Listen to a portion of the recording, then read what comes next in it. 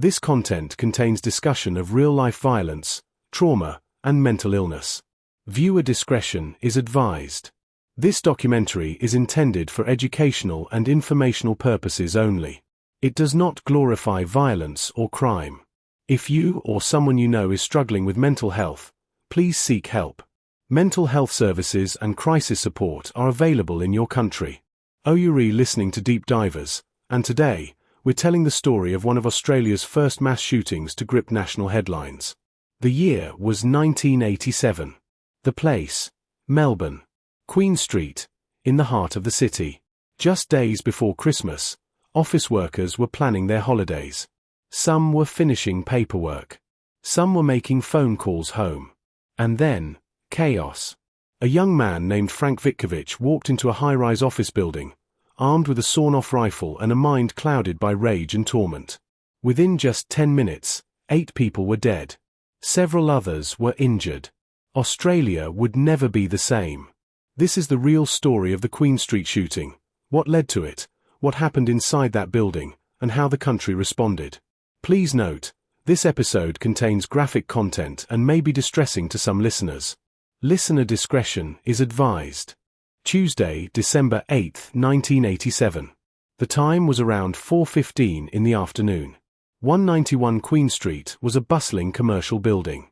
It housed various businesses, but on that day, the Australia Post's Credit Management Centre occupied the 5th floor, the floor where it all began. Employees were finishing up their day. Some were faxing documents, others were on the phone. It was nearly the end of the shift. Then, a man walked into the lobby. Frank Vitkovich. Dressed plainly.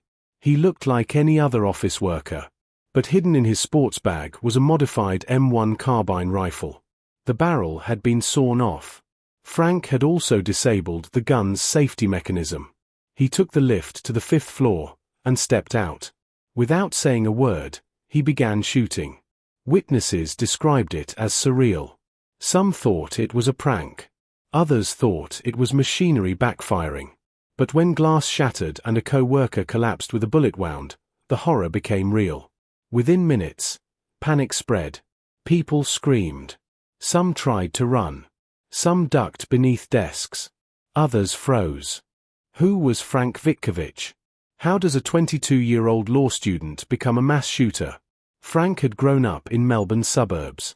He was the child of Yugoslav immigrants and attended private Catholic schools. For a time, things seemed normal. He was smart, athletic, a tennis prodigy. Some believed he could go professional. But his dreams collapsed after a severe knee injury.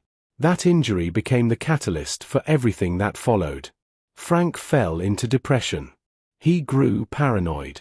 He believed people were laughing at him. He became obsessed with personal failures. He withdrew socially.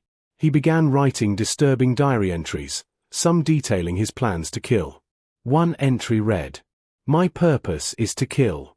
I must kill. I will kill. I am beyond caring." Psychiatrists would later speculate that he may have suffered from a form of psychosis, possibly schizophrenia. But he was never properly diagnosed or treated. Frank's gun was legally purchased using a forged license. He sawed off the barrel himself in preparation. And there was something else. He wasn't just targeting strangers. He had personal resentment. His first intended victim was a former friend, Con Marge Lees, who worked on the 5th floor. They had fallen out after an intense argument months earlier. It's believed Frank had planned to kill Con, and then everyone else. As the gunfire echoed through the building, workers scrambled to escape. But not everyone could. Frank moved from cubicle to cubicle, shooting indiscriminately. Some victims were targeted at point-blank range. Others were caught in crossfire as they fled. Frank's former friend, Con Marge Lees, was indeed in the building, and when he came face to face with the gunman, he fled up the stairs to the 12th floor. Frank followed him. But it wasn't just terror that filled that office building. It was also courage. People like Rod Wise and Frank Carmody, workers at Australia Post, risked their lives to stop the shooter. Carmody died during the struggle, trying to protect others. Eventually, on the 12th floor, a group of employees trapped Vitkovich in a hallway. They tried to talk him down. During the altercation, he either slipped, was pushed, or intentionally jumped through a window. He fell 11 stories to his death. Just 10 minutes had passed since the first shot was fired. But those minutes changed lives forever. Emergency responders were on the scene within minutes. Police cordoned off the area. Ambulances rushed the injured to hospital. Hysterical witnesses were escorted from the building. For many officers, it was their first encounter with a mass shooting. Australia wasn't known for this kind of violence. There was no official mass shooting protocol at the time. The building was evacuated floor by floor. Snipers were deployed, uncertain if there were more shooters. It took hours to secure the scene. Inside, they found carnage, bodies slumped over desks, bullet holes in partitions, blood-soaked carpets. It was a crime scene unlike anything seen in Melbourne before. 8 innocent people lost their lives. Judith Morris, 19, only weeks into her new job. Warren Spencer, a loving father and colleague. Catherine Dowling, who had dreams of overseas travel. Rodney Brown, quiet, dedicated. Jill Wetherill, Angela Woolhouse, Judith Ann Wright, and Frank Carmody, who died a hero. Each of them had families, friends, stories. Gone in an instant. Survivors have spoken in years since of their trauma. Nightmares. Survivors' guilt. PTSD. Some never returned to work. Some never spoke about it again. The Queen Street Massacre was a national wake-up call.